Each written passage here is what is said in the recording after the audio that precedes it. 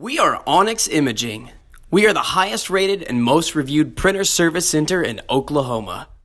Hey, it's Jordan over at Onyx, and today we're going to show you how to change the ink in an HP Officejet Pro 8600. And they take a 950 for the black and a 951 for the colors. So what you're going to do is just open up this little tray here. It should move all your inks around and bring it right up to the front for you. Here they are. So now you just pick which one's low, and you press it in, and it should just pop out real easily. Then you take your new one, pop it right back in, make sure it clicks in, and then shut, and you're good to go. If you guys need any supplies or a quote, give me a call. Have a great day. Thank you for watching.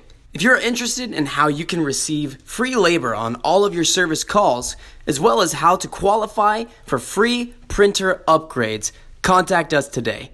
We are here for all of your printer and office supply needs.